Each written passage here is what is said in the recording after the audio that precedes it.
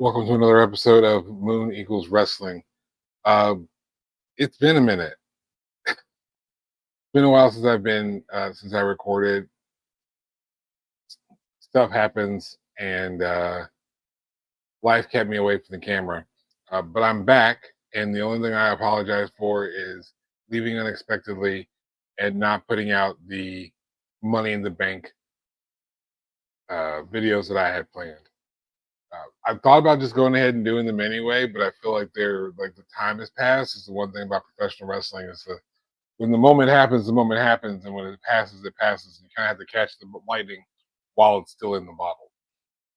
So I really don't think there's a point in me putting out the Money in the Bank related uh, videos, but I will say that I enjoyed Money in the Bank. I I see where they were going with their choices.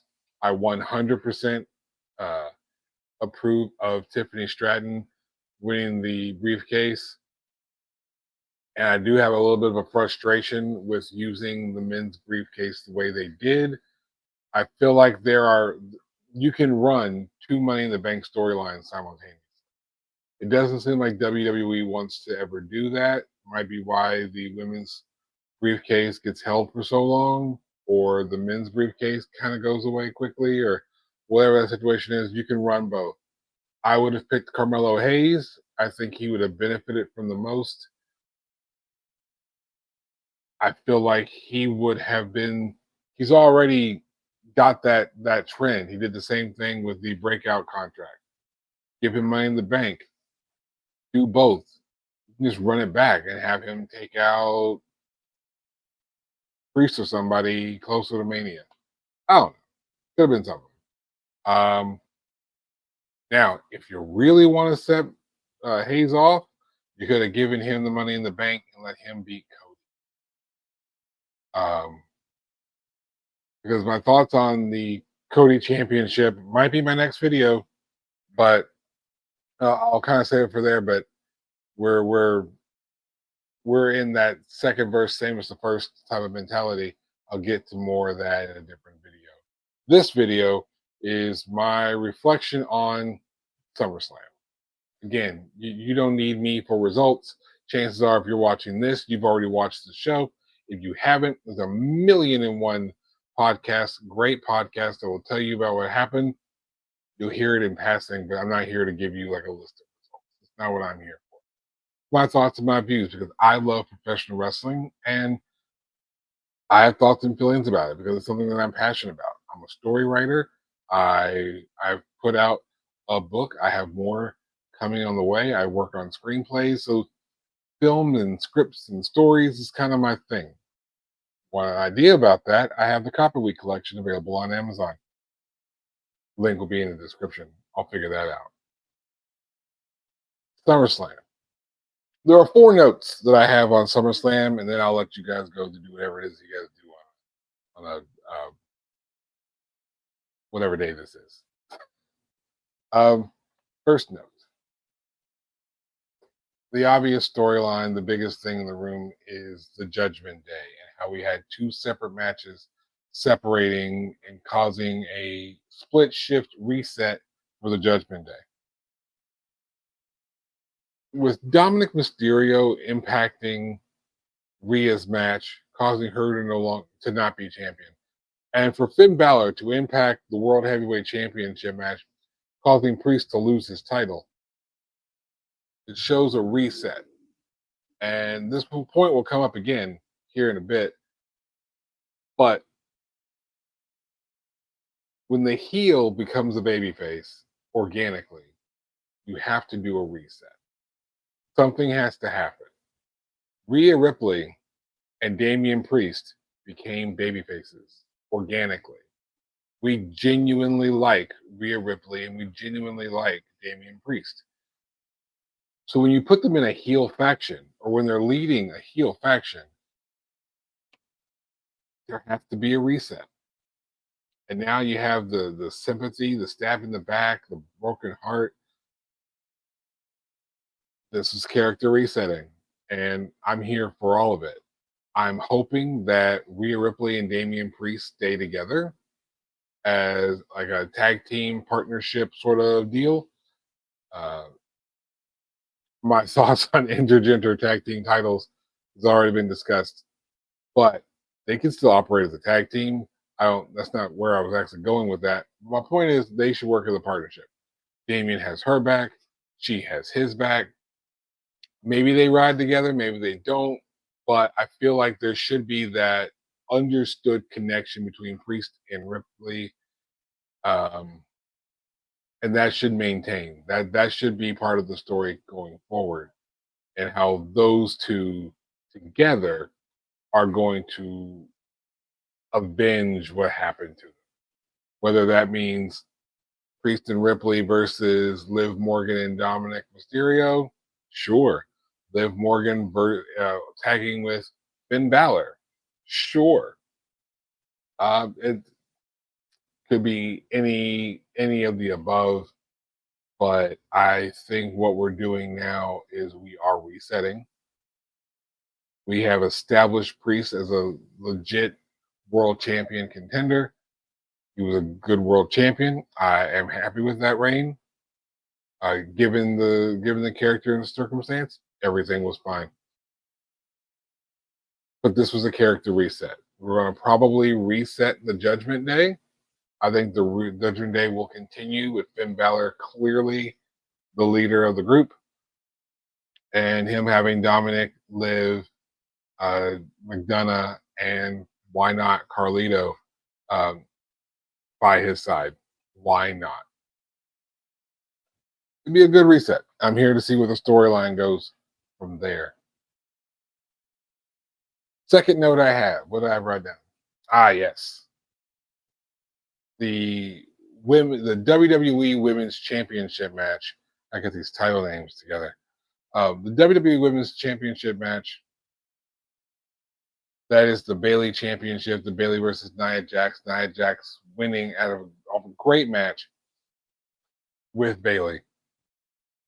Can we just say that this whole run from Bayley winning the Royal Rumble to Bayley losing the championship to Nia Jax, underappreciated and only underwhelming to the degree that I don't think the WWE put enough heat on the story.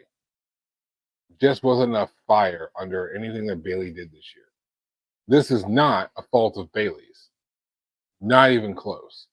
Bayley has done great work as champion. She did great work chasing the title, and she lost the title to Nia Jax with Flair. Style and Flair, not Charlotte. And it was fantastic. I just don't think there was enough heat and fire. When you look at the Bloodline storyline with Cody, you look at everything with the Judgment Day. Judgment Day, Bloodline, right now, gold. Stories are gold. Even everything with CM Punk and Drew McIntyre, which I will discuss next. Um, a lot of heat under that. And you felt that fire. You felt that heat. The addition of Seth Rollins, again, next point. But I just don't feel like there was enough credit given to Bayley, enough spotlight on Bayley. I think she lost out in this last 8 months or so. So I'm a little salty about that. Outside of that, I think everything has progressed exactly the way it should have. Water.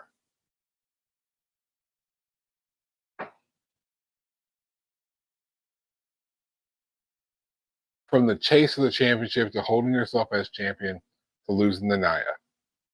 Fantastic work by Bayley. Kudos to you. Now to where we're going now. Nia Jax winning the championship, exactly the right move. Partnering up with Tiffany Stratton, exactly the right move. This is now establishing the Nia Jax Tiffany Stratton story. And I think Nia Jax will stay heel. And at some point in time, Tiffany Stratton will cash in Money in the Bank to be a clear and utter babyface because people like Stratton too. And she will be the WWE Women's Champion. This is just setting that up. We're going in that direction. I give it 6 months. I feel like we can do it in 3, but I think that they're going to want to take some turns. So I'm going to give it 6.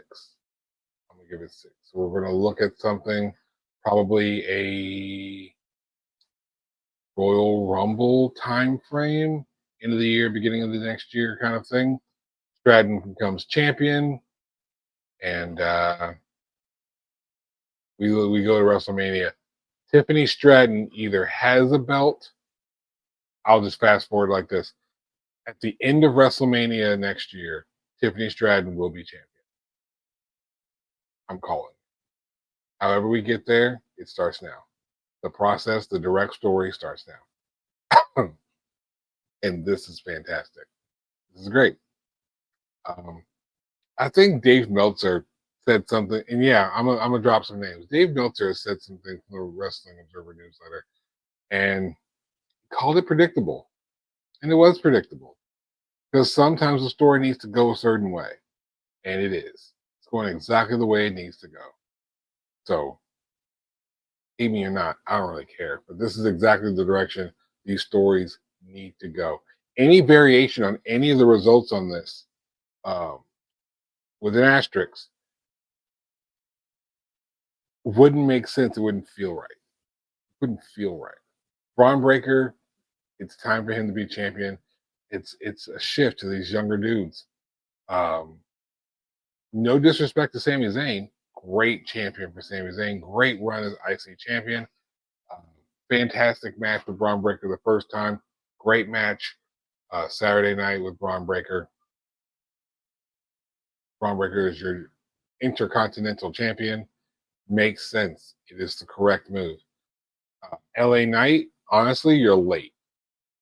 Your WWE writing team, you are late uh, for having LA Knight hold championship gold. You're late. But better late than never.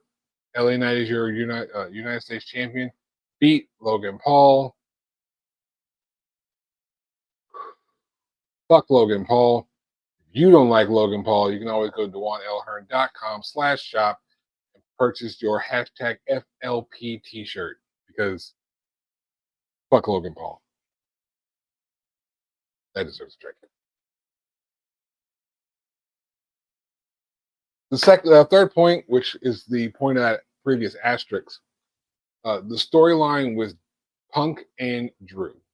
Now, Drew won that match, as he should have. Shout out to Holly and Steven and everyone down there in the Zimmer house in Lexington, Kentucky, who are super, super happy that Drew finally got a win. You can only make Drew lose so many times, even protected in interference. Drew won. That's the correct call. But the story isn't Drew's win. It's Punk's loss. Drew McIntyre didn't beat CM Punk. CM Punk beat CM Punk. And that is the story moving forward. It's CM Punk walking into the WWE after a contested time in AEW, after a contested history with WWE. He's coming back in, he's smiling, he's loving, he's all over NXT, he's doing all the things. But you got guys like Drew and Seth who are still angry that he's here. People like Drew kept getting screwed out of his championship opportunities. People like Seth, who are essentially collateral damage, but now because of his gentleman's agreement that he had with Priest, can't contend for the world championship. Actually, technically now he can, because Priest is no longer champion. So that got reset too. And I didn't even think about that until I was literally saying it just now. But that's a good point. It's a great way of resetting that by having Priest lose the World Heavyweight Championship to Gunther. Now Seth Rollins can jump into that if he's not already busy with Punk. Still busy with Punk, I think, because Punk is so caught up on dealing with the emotions and the reactions of his history, dealing with being the voice of the voiceless, being the Second City Saint, being CM Punk. He's beating himself. And that's good storytelling when you have a good actor to do this, to do the work. I think right now CM Punk can do that because it's a story you can tell with minimal action in the ring. Now, Punk is going to have to wrestle more. Punk is going to have to wrestle more, but not by much. He's not going to have to wrestle much more. A lot of that is a story you can tell without Punk having to be heavy in the ring, like constantly working. So I don't know exactly the status of him in his in-ring work as far as like his health and his condition and how he is um, post SummerSlam, but I think we're going to be okay. We're going to get a really good story out of this, and it's going to be the story of Punk being his own worst enemy. Hopefully, it culminates into a aha moment where he's better, he gets over himself. Maybe that includes AJ Lee returning and being by his side to help him through that. I don't know. A lot of these things can work.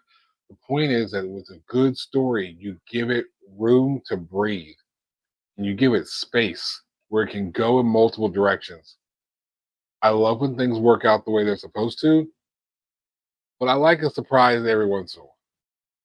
There's going to be space for a surprise, not knowing exactly where this is going to go.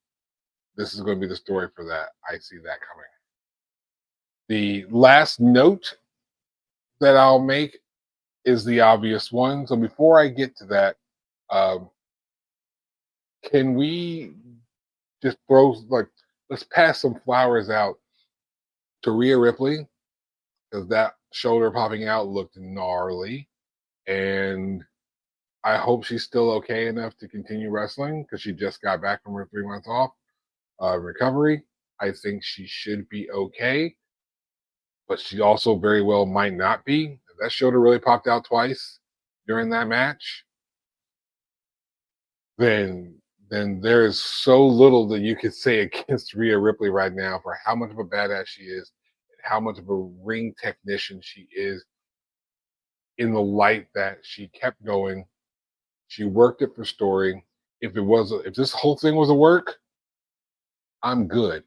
I will take that. I will take the L proudly because I'll be worked. If you're gonna storytell in the ring that well, work me. I'm good. Perfectly fine with that. But it looked pretty damn gnarly. And if that was a work, if that whole thing was staged, then that's shout out to Liv, to Rhea, to Dominic, to Michael Cole, to Pat McAfee, to Corey Graves, because their reactions to that was nasty. I looked at it. It looked horrible. And I'm so excited that we're telling story, we're mixing it where we can't even tell if it's real or not. So long wrestling fans have dealt with the whole wrestling is fake from everyone on the outside. Now we're getting worked because we're all informed now. Now we're getting worked. I'm loving it. Give me more. Give me more. Not feed me more. I'm not trying to deal with that guy.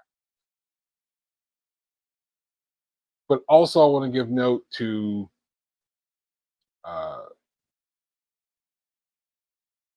I'm trying to think who to think next. I'm gonna say I'll do him. I'll do him last. Jacob Fatu. Now, from what my understanding is, he was supposed to work an injury, gives him out of the way so that he's not there to interact with Roman when he returns. More on that in a second. But I think he may have actually hurt himself. If he hasn't, if this is all work, what I just said, run it back. Second verse, same as the first. That's acting. And I've heard some stuff about Jacob Fatu leading into him returning, coming to WWE. I didn't get to see a whole lot of his work outside WWE, his MLW stuff.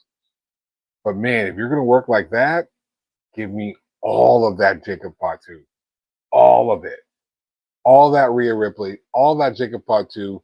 Give me all of that acting. Give me all of that passion, emotion, and story. Work me. I'm good. We're smooth here. Keep that up. I am intrigued. I spent all weekend thinking, is he actually hurt? Is that a work? wasn't supposed to be at work and he turned himself into a shoot and actually hurt himself. Who knows? I hope if they're both hurt, I wish them well. I hope they are recovering quickly. I hope nothing is career threatening. Hope everything is okay. I would never wish anything negative on anyone. This shit's work. Mm, I'm good. Work me. I'm good. It's smooth. We're good. Now, third set of flyers I wanted to pass out is to Corey Graves. Looking at the history of Corey Graves, I know this has almost nothing to do with SummerSlam, but this is actually more so talking about since the commentary team is going to do another shift come September. Um, I think we're in a space where Michael Cole will be gone soon. 5 years tops. I think he will retire. I think he will go into the Hall of Fame. And I think back to 20 some odd years ago when Michael Cole was backstage interviewer during the Attitude Era and then get on the commentary team. And I wasn't a big fan of it because my commentary team was Jerry the King Lawler and good old JR. But Michael Cole, as goofy and cheesy as he's been sometimes through the years, as much as I hated that coal miner era, Michael Cole has done an exceptional job. I love the fact that people are getting credit, they're getting their flowers now. And I think that this is someone else who's done the exact same thing, but has maybe shined a little sooner, is Corey Graves. Having a career-ending injury early on in your career, being put on the commentary desk, it's not made for everybody. Problem with CM Punk on commentary? No.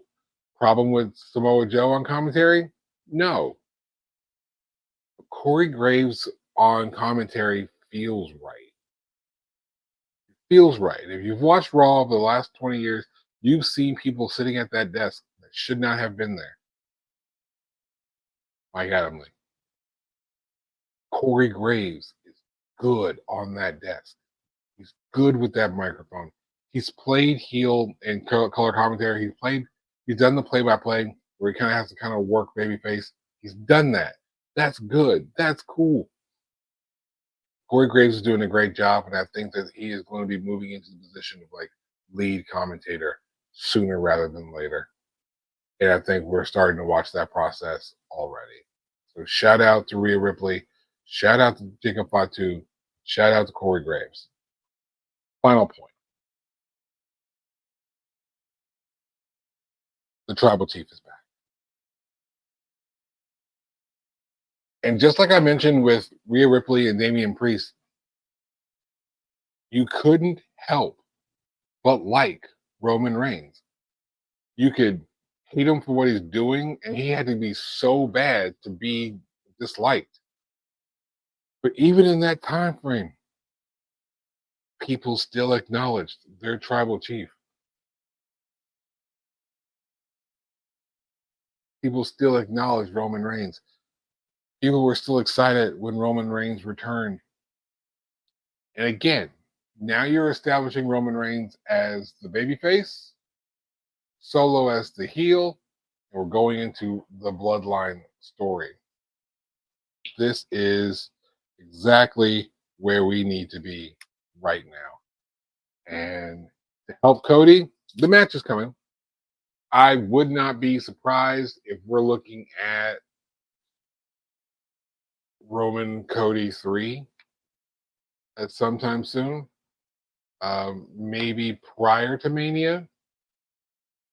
I don't know if we want to do that 3 Manias in a row.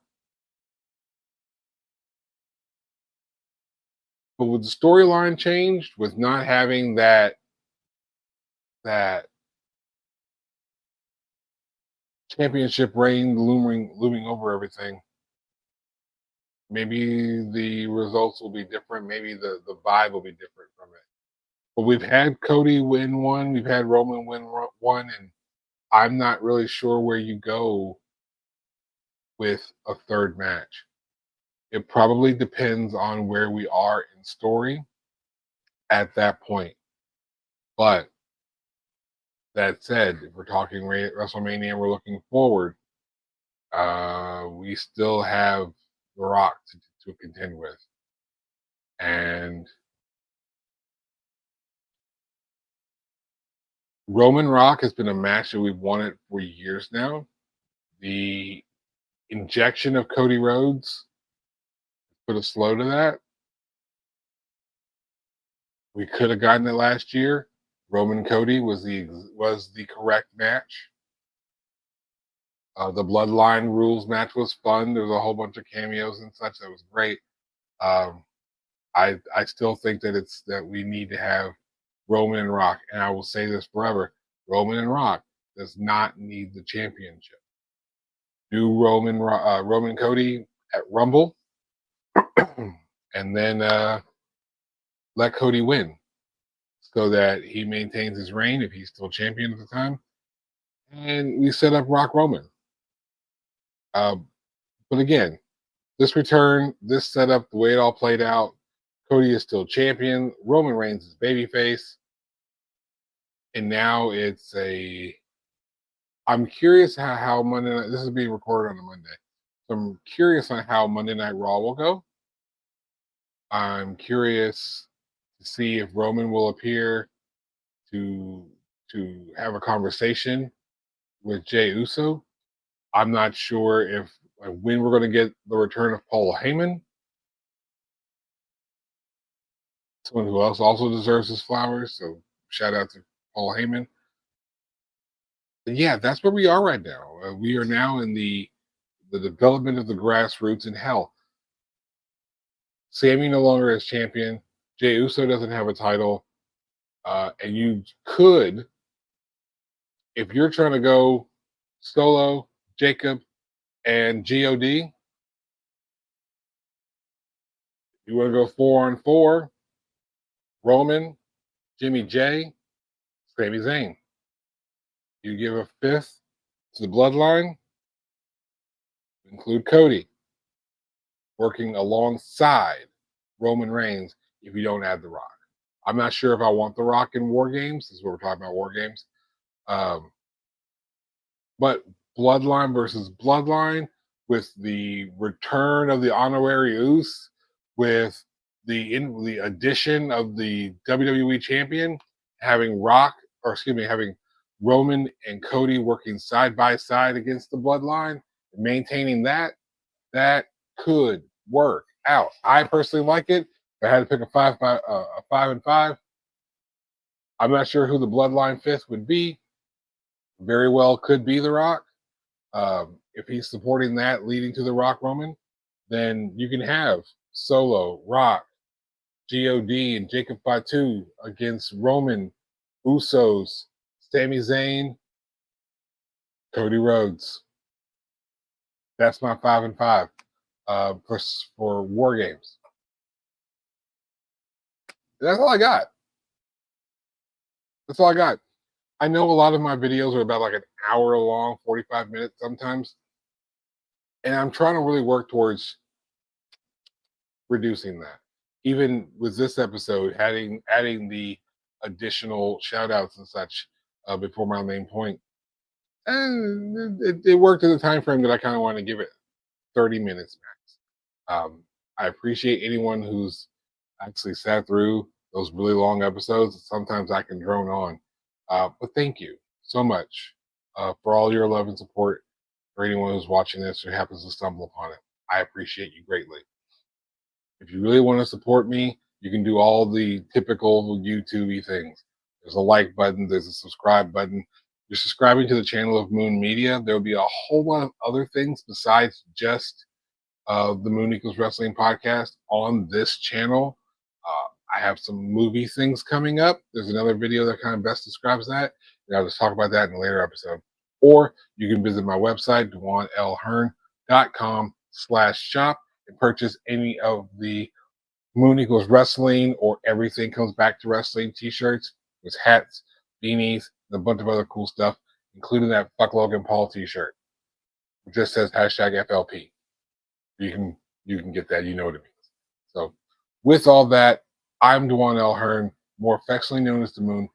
I We'll catch you guys.